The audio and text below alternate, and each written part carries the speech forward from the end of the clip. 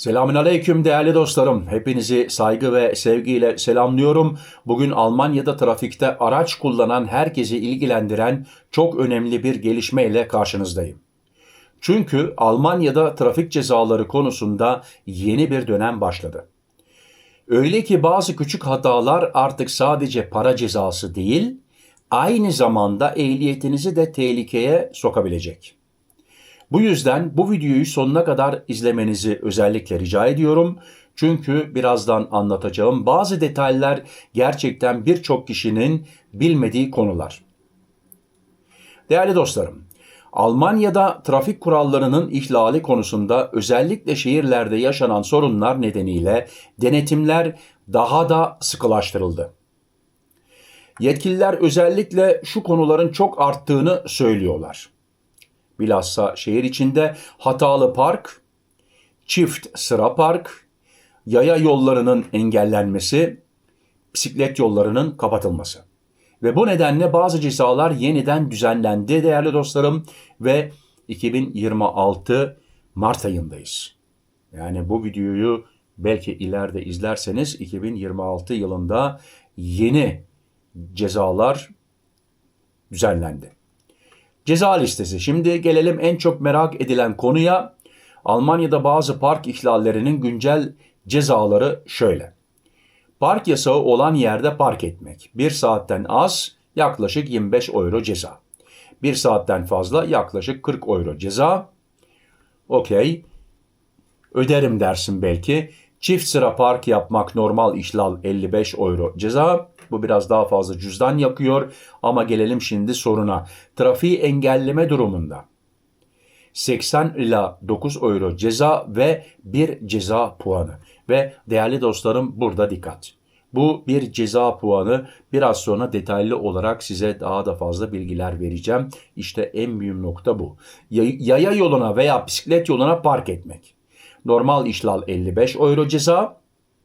Trafiği engelleme durumunda 70 ila 80 euro ve bir ceza puanı.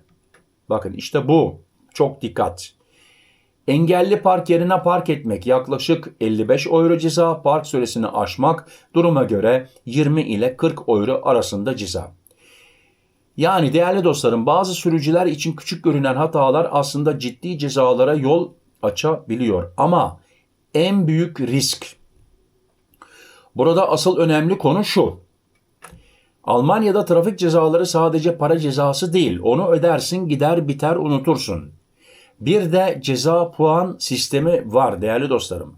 Bu sistem Almanya'da Flensburg puan sistemi olarak biliniyor. Her trafik ihlali sürücünün siciline puan olarak işleniyor. Ve eğer bir sürücü 8 puana ulaşırsa ehliyeti iptal edilebiliyor. Yani ehliyet elden gidiyor. Gitti bitti. Yani küçük görünen hatalar zamanla birikerek çok daha büyük sonuçlar doğurabiliyor. Yani yanlış yere park ederseniz bile ehliyetiniz gider, 8 puana ulaşırsınız. Şimdi gurbetçilerimiz için çok önemli. Burada özellikle gurbetçiler için önemli bir konumuz var değerli dostlarım. Bazı vatandaşlarımız şöyle düşünebiliyor.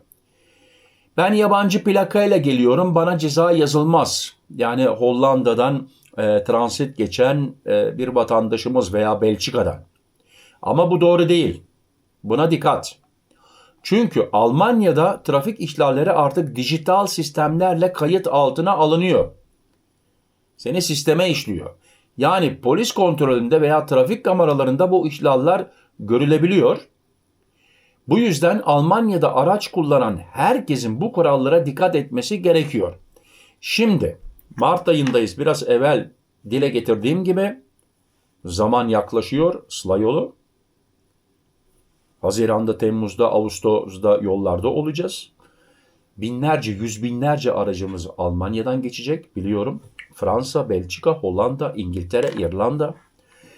Özellikle yaz aylarında Almanya'dan Türkiye'ye doğru yola çıkan vatandaşlarımız da bu kurallara dikkat etmeli. Hem Almanya'da ikamet eden vatandaşlarımız, değerli dostlarım, hem de tabii ki biraz evvel dile getirdiğim gibi diyelim ki Hollanda'dan yola çıktın, Almanya'dan geçiyorsun. Senin için de geçerli. Çünkü Almanya'da yapılan bazı ihlaller daha sonra trafik kontrollerinde karşınıza çıkıyor.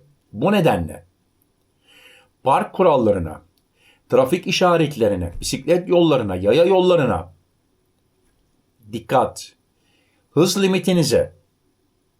Biliyorum Almanya'da çoğu yerde basabiliyorsunuz basabildiğiniz kadar ama bazı yerler 130, 120, 180 olarak tabelalarla size gösteriyorlar. Daha hızlı gidemezsiniz değerli dostlarım. Oralarda da dikkat. Almanya'da artık radarları tabii ki sıkı sıkı çoğallaştırmaya başladı. Her yer radar. Aynı İsviçre gibi yavaş yavaş radar cenneti olmaya başladı. Onun için dikkat. Araçla giderken telefon konuşmanız sisteme alınıyor. Kemer takmamışsınız sisteme alınıyor. En son radarlar biliyorsunuz en modern radarlar. Bunları da tespit edip sisteme alıyor. Onun için değerli dostlarım aman aman diyorum dikkat edin. Yanlış yerde şerit değiştirmeyin. Bilhassa Almanya'da tünellere yaklaştığınız zaman hemen görürsünüz 120-180'e kadar düşürüyor hızınızı. Oralarda çok radarlar var. Oralarda dikkat edin ve hızınıza muhakkak dikkat edin değerli dostlarım. Şimdi Sıla yoluna geldik. Bakın tekrar Mart ayındayız. Daha Mart'ın başındayız. 5 Mart bugün tarih. Tekrar dile getiriyorum değerli dostlarım. Rica edeceğim.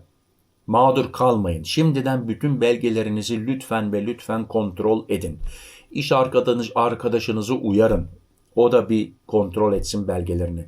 Pasaportun süresi, tarihi iyi mi? Türkiye'ye gidip geleceksiniz. Kimliğiniz, araç sigortanız, vekaletname ihtiyacınız varsa şimdiden başvurun. Şimdiden başvurun. Başkonsolosluktan termin almanız lazım.